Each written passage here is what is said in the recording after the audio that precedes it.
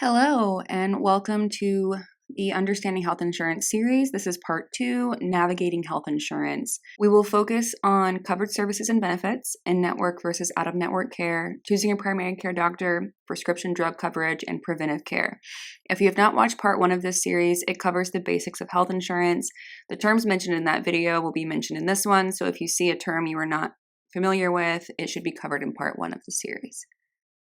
To begin, let's talk about covered services and benefits. So covered services are the medical services and products your insurance pays for. And they're kind of similar to benefits, but covered services are basically what your insurance will pay any money towards partially or completely.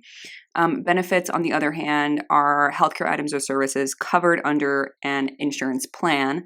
So that's going to be things like emergency services, preventive and wellness services. So like a physical, immunizations, any prescription drugs they coverage, mental health services, and a variety of things depending on your policy. Next is in-network versus out-of-network care. This is incredibly important when it comes to making sure your insurance covers your medical services. So in-network is going to include medical providers that takes your insurance. You'll hear that very commonly.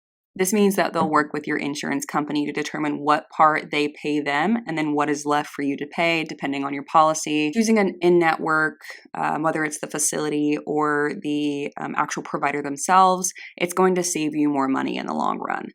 And something to note, depending on the type of plan you have, if you have an HMO, you're most likely going to only be able to see doctors or go to facilities that are in your network.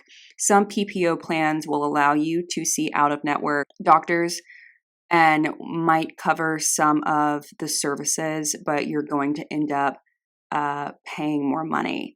So out of network is going to be the opposite. Medical providers that are out of network will not take your insurance. In some cases, depending on your insurance policy, some out of network services like urgent care may be covered.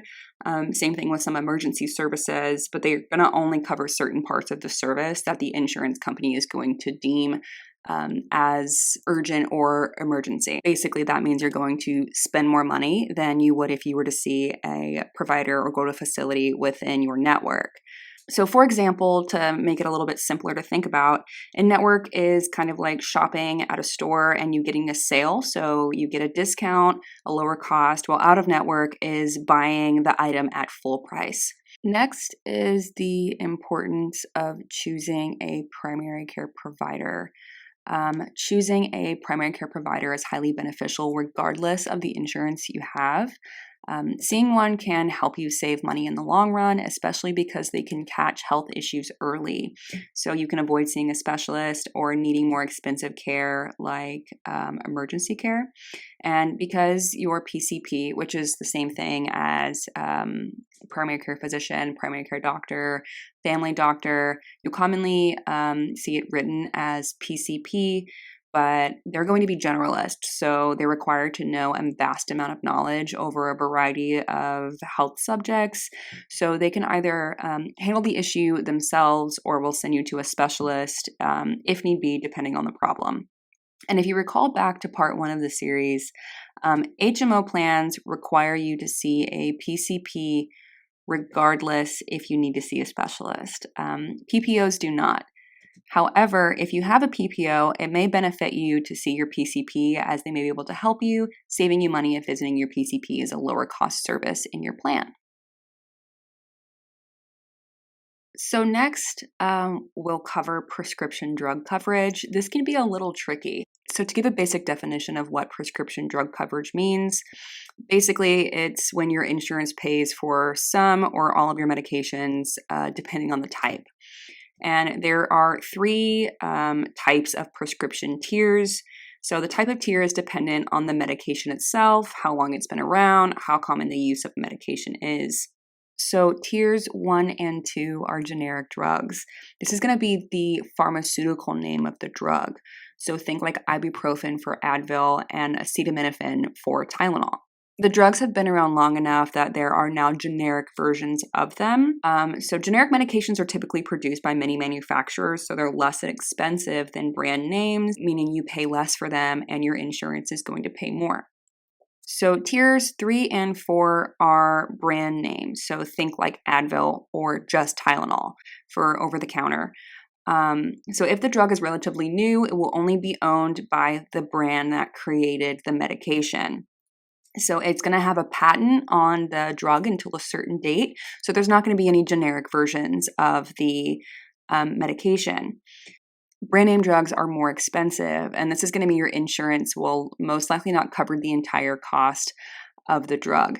So to expand on the tiers in each category, you have both tiers 1 and 2 in the generic drugs and 3 and 4 in the brand name drugs. Both fall into each of those categories, but your insurance determines which drug is considered in each tier. And they have their own list of what is going to be preferred versus non-preferred. So preferred is going to be the cheapest option of the two in each category. So tier 1 drugs, so generic, there's going to be preferred generic and non-preferred generic. And then same thing for preferred brand and non-preferred brand. So the higher the tier is, the more expensive it's going to cost. So your insurance is going to pay less and you're going to have to pay more. And then tier 5 is going to be for special medications. These are commonly less prescribed medications. They're going to be specific to conditions. And these are the most expensive, and insurance coverage for these are typically low. So you're going to pay more than your insurance will.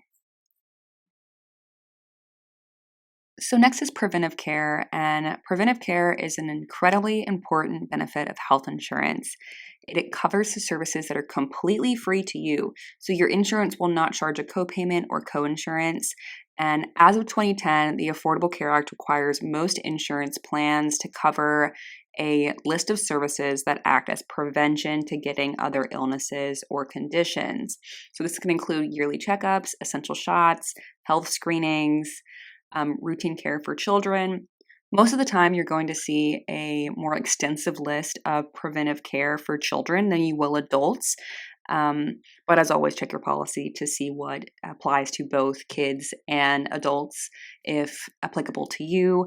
And something to note, if you're going to go get a physical, for example, and your physician requires you to have any lab work, blood work done, always check your insurance to see what is considered under the preventive services for blood work.